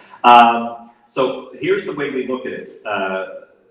Issue number one is the roof. And we do not want this to become a roof project, because it's more than that. It's a revitalization of the parish building. And so we want to be very clear that it's more than a roof. But our immediate concern, based on the work that has been done as far as looking at the roof is number one. So we see that as hopefully happening in this construction season. Number two would be this church building as it stands now. So the mechanical, the heating piece, the plumbing, the electrical, all those pieces, right, Sandy? We would look at including heating and cooling zones and air circulation and the things that need to be done in the kitchen and whatnot. So we see that as kind of a phase number two. And some of the aesthetic stuff. The carpet is probably something that would be left until the addition is put on. I don't know for that for sure. I don't know. I guess that would be dependent on, again, we're getting into kind of details that we don't need to, but the carpet may be part of that phase 2. But phase 3 would be, I believe, the construction of the new piece of the addition. Probably 2.5 years. About 2.5 years, yeah, something like that in construction talk, depending on So you'd start asking for donations right away? donate. Ideally, yes, but again, we would have that financing in place, but it would be great if we had some actual money that we could put in the capital fund. And again, the capital fund is exempt from levies from the diocese, so that is our fund. There's no concern on our part in regard to us putting money in an account and something else happened to that. It's dedicated to capital and it would be for capital only, because in essence, the diocese would kind of be underwriting the cost of the construction until we can pay them back, right? So it goes into the capital account, it goes back to the diocese to reimburse them for money spent. So yeah, ideally, we'd like to see money flow sooner rather than later. That won't stop us from moving forward with a tender for the roof if we get the green light from parishioners. Father? You want to jump in? Is there anybody else with a question while? I just wanted to ask quickly, is the addition supposed to be brick as well, or is that too prohibitive? I don't think we got into that. No. Yeah, just in terms of the diocese portion of this, it's not like that the diocese is going to be giving us the money to do this. We're going to pay them back. So let's be clear. We'll have to finance this, but we're hoping that we will be able to leverage their capacity to get us the best possible interest rates with this. As you well know, anytime you have a point rise in interest, it's you pay back on your capital with that. So that's our hope, and part of that, and again, not to belabor this, but is to recognize that the diocese does use this facility on a pretty regular basis, and it has become very much a hub for many diocesan activities. In fact, we have a big event coming up here in about 2 weeks' time, when all the priests of the diocese are going to be gathering here for 2 days.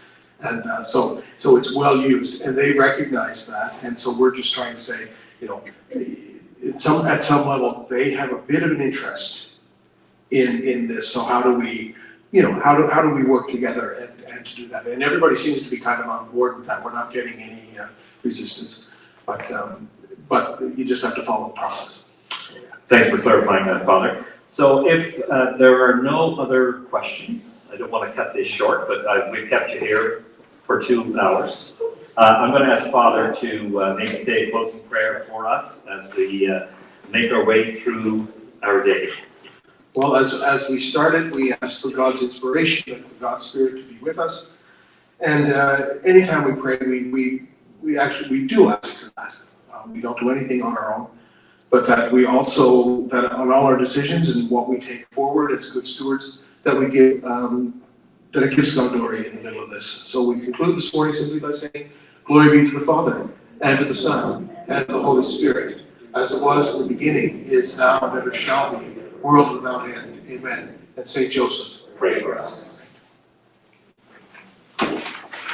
All right, thanks very much. Have a safe day. Parish meeting is a week from Sunday after Mass, and the Cape Breton Fiddlers have a concert at the Civic Center on Sunday at 6 o'clock, featuring Rodney McDonald and Howie McDonald. So if you're so inclined, there'll be lots of tunes. Thanks again. Have a good Friday, a good weekend.